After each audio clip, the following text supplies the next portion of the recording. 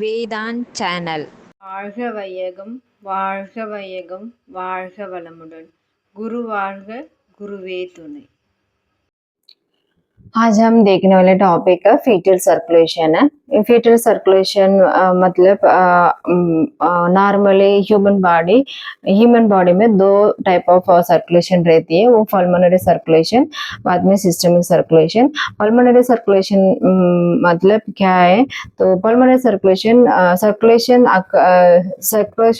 Heart lung बीच में circulation रहती है ना, वो पल्मोनरी सर्कुलेशन बोलते हैं। हार्ट के बाद में बॉडी सिस्टम के बीच में सर्कुलेशन चलेगा तो उसका सिस्टमिक सर्कुलेशन बोलते हैं। ये सेम टाइप बेबी का भी hence the fetus also contain two types of circulation, they are placental circulation and fetal circulation।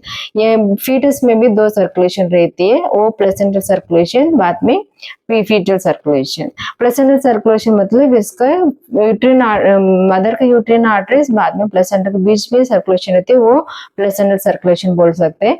And fetal circulation मतलब प्लेसेंटा के बाद में फीटस के बीच में सर्कुलेशन होती है ना, वो फीटल सर्कुलेशन बोलती है।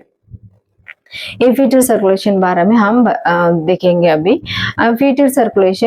fetal circulation starts from placenta to the fetal parts, then the blood return to the placenta। fetal circulation मतलब वो सर्कुलेशन प्लेसेंटा से फीटल पार्ट्स को जाएंगे, बाद में फीटल पार्ट से बाद में रिटर्न प्लेसेंटा का आएंगे वापस ब्लड, वही फीटल सर्कुलेशन बोलते हैं। तो ये through the umbilical vein the fetus receive all the necessary nutritions, oxygen and life supporting things from the mother. तो यहाँ पे है ना, थ्रू अम्बिलिकल वेन, प्लेसेंटा से अम्बिलिकल वेन से वो फीटस को जाएंगे, सब ब्लड थ्रू अम्बिलिकल वेन से जाते हैं। वो फीटस को जरूर पड़ते हैं ना, सब कुछ न्यूट्रिशन, ऑक्सीजन, सब कुछ मिनरल्स वगैरह अम्बिलिकल वेन लेके जाते हैं फीटस को। कहाँ से? तो मदर का mother side placenta and receive the fetal side placenta and plus fetal side placenta बाद में ये लेके जाते हैं umbilical vein।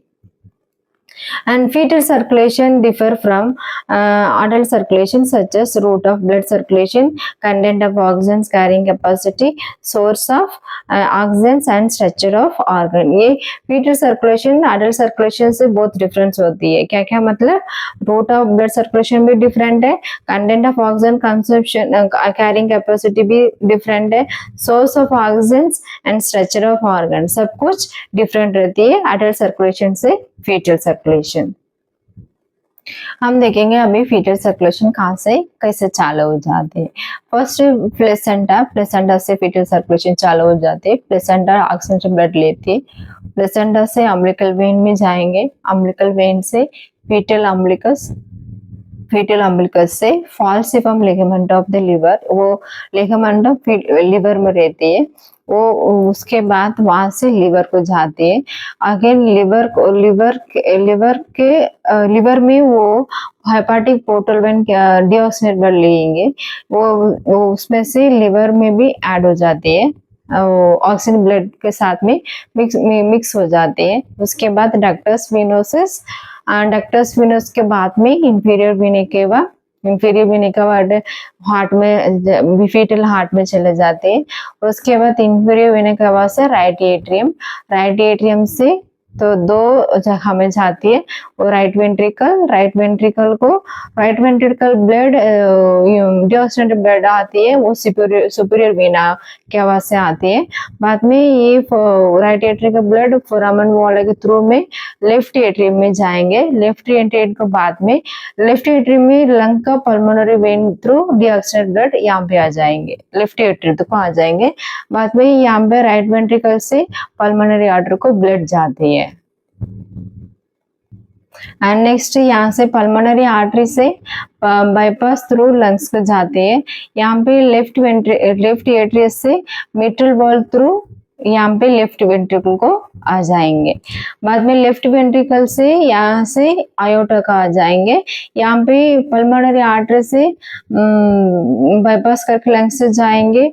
लंग्स से उसके बाद वो डक्टस आर्टरियस को जाएंगे, डक्टस आर्टरियस को जाएंगे। डक्टस आर्टरियस से ब्लड कैरी करते, उसके बाद descending portion of iota arch जाती है। यहाँ ये बाद में यहाँ पे आयोटा से तो लेफ्ट वेंट्रिकल्स आयोटा आते हैं ना, वो ब्लड दो जगह में जाती है। कोरोना आर्टरी में जाती है, बाद में करोटिड आर्टरी में जाती है।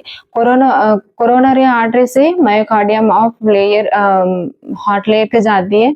करोटिड आर्टरी से उसको टिश्यू ऑफ द ब्रेन को जाती है, टिश्यू ऑफ द ब्रेन को जाती है। बाद में ये नेक्स्ट ये descending portion of the aortic arch में जाते हैं ना, उसके बाद में वो various parts in the lower region of the body, fetus body को जाती है। उसके बाद इंटरनल इलियाक और हाइपोगास्ट्रिक आर्टरी का वो दोनों जगह में इंटरनल इलियाक और हाइपोगास्ट्रिक आर्टरी से ब्लड लेके अम्बिलिकल आर्टरीज थ्रू प्लेसेंटा को वापस पहुंच जाती है। ये प्लेसेंटा सर्कुलेशन एक ब्रीफ है। ये इमेजेस ऑफ फीटल सर्कुलेशन है। ये फीटल सर्कुलेशन में प्लेसेंटा, प्लेसेंटा से अम्बिलिकल वेन है, अम्बिलिकल वेन ये रेड कलर रहते हैं ना, वो अम्बिलिकल वेन है। अम्बिलिकल वेन से कार्य करते, इसके बाद फर्स्ट बर्निका मंडम यहाँ से लिवर से पहुंच जाती है। लिवर जाने के बाद यहाँ से पोर्टल वेन से अम्प्योर ब्लड रिसीव हो जाती है। रिसीव होने के बाद डक्टस आर्टरियोसिस हो जाते हैं ना, डक्टस आर्टरियोसिस ये इंफीरियर वेनिक हवा, ये इंफीरियर वेनिक हवा मिक्स हो जाती है इम्प्योर ब्लड। एंड नेक्स्ट उसके बाद वो राइट एट्रियम में पहुंच जाती है। राइट एट्रियम से उसके फोरामन ओवले यहाँ पे फोरामन ओवले के एंटर होके उसके बाद लेफ्ट वेंट्रिकल को पहुंच जाती है। एंड नेक्स्ट यहाँ से लेफ्ट वेंट्रिकल को लेफ्ट एट्रियम से लेफ्ट वेंट्रिकल पहुंच जाती है। लेफ्ट वेंट्रिकल आयोटा थ्रू उसके आयोटा थ्रू वहां पे जाती है। ये यहाँ पे डिसेंडिंग आयोटा है, तो डिसेंडिंग आयोटा की नीचे जाएगा तो उसके बॉडी के पार्ट सब ब्लड सप्लाई हो जाती है।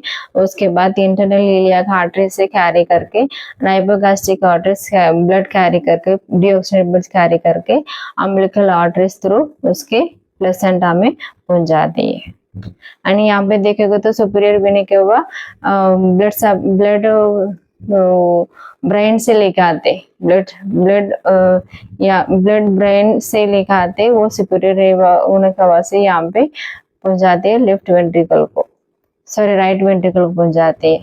एंड नेक्स्ट ये डक्टस आर्टरियोसिस है, ये डिसेंडिंग आयोटा है, ये डिसेंडिंग आयोटा है। तो पल्मोनरी आर्टरी ये पल्मोनरी आर्टरी है, डिसेंडिंग आयोटा दोनों ही मिलती है ना यहाँ पे जहाँ में डक्टस आर्टरियोसिस रहती है। तो ये फोरामन वोवले रहती है। इम्पोर्टेंट चेंजेस अभी होती है ना, वो closure when the baby deliver होने के बाद चेंजेस होती है। यहाँ पे कहाँ पे मतलब foramen ovale and next ductus arteriosus and next ductus venosus and next umbilical arteries यहाँ पे रहते हैं ना, यहाँ पे ये सब ये जगह में है ना चेंजेस होते हैं। हम देखेंगे अभी क्या क्या चेंजेस हो रहा है। Extra uterine circulatory changes at birth, क्या क्या चेंजेस देखेंगे अभी। Blood and oxygen supply was discontinue while the umbilical cord is clamp, umbilical cord clamp होने के बाद वो ब्लड सप्लाई प्लेसेंटा से आते हैं ना, वो डिसकंटिन्यू हो जाते हैं। Oxygen supply is continue to the newborns lungs, so the lungs expand with the air leads to the pulmonary artery pressure is low. तो कब हम क्लैम्प करते हैं तब वहाँ पे ऑक्सीजन सप्लाई भी डिसकंटिन्यू हो जाती है। तब अम्बिलिकल वेन से डिसकंटिन्यू होने के बाद न्यूबॉर्न बेबी का लंग्स चालू हो जाती है, फंक्शन चालू हो जाती है। तब लंग एक्सपेंड हो जाते, लंग एक्सपेंड हो रहे, तो लंग एक्सपेंड होने के बाद पल्मोनरी आर्टरी प्रेशर कम हो जाती है, सर्कुलेशन लंग्स का सर्कुलेशन चालू हो जाएंगे। And next after that the following structure change changes occur in the newborn vascular system. Some changes रहती है, हम देखेंगे क्या क्या चेंजेस है. First closure of the umbilical artery, second closure of the ductus arteriosus, third closure of the umbilical veins and fourth closure of the ductus venosus and last one is closure of the foramen ovale. ये 5 changes आती है. Closure of umbilical cord, closure of ductus arteriosus, umbilical vein and next closure of ductus venosus and foramen ovale. ये 5 changes occur हो जाते हैं.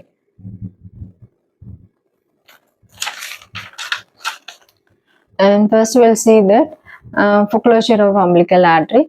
Umbilical artery में function closure is occur immediately, then it completely closed by 2 to 3 months. The distal part forms as a lateral umbilical ligament. यहाँ पे physiologically closure immediately हो जाते हैं, लेकिन anatomically उसका closure होने के लिए 2 to 3 month रहती है.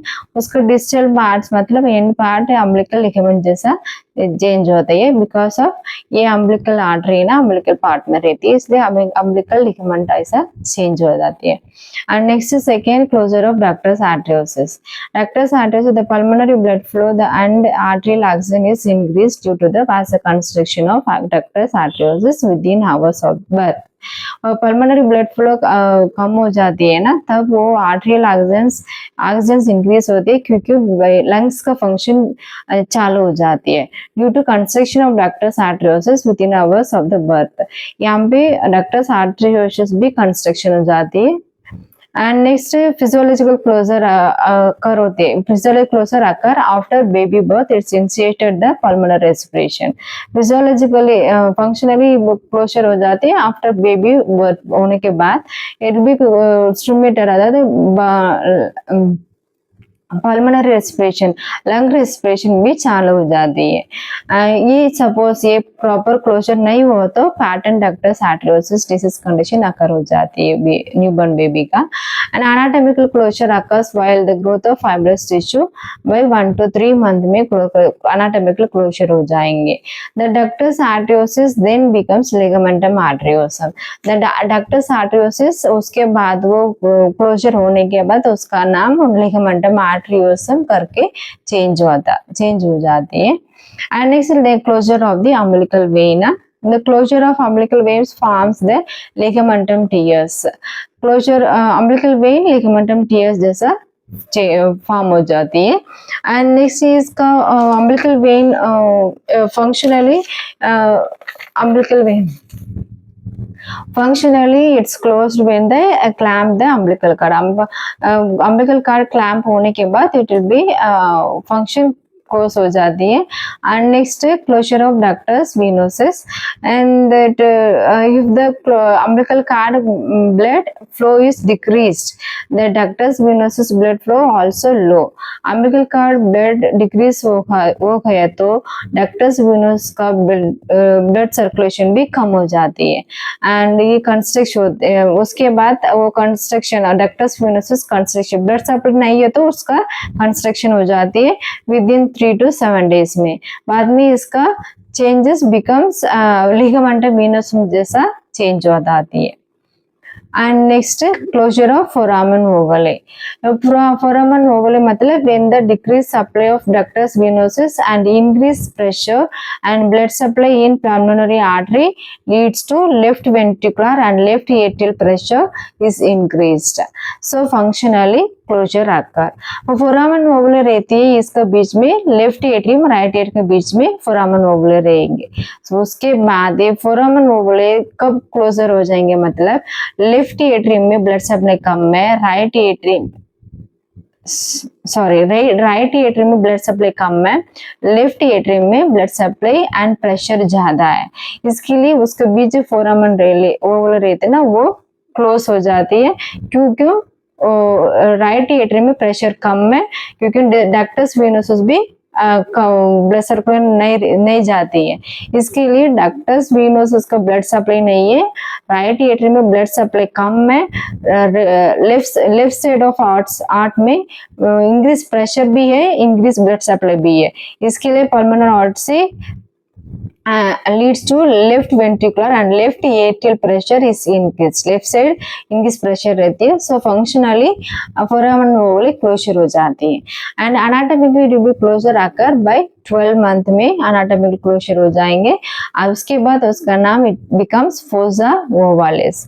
foramen ovale का नाम, उसका नाम हम बोलते हैं fossa ovalis. ये fetal circulation का changes. Thank you.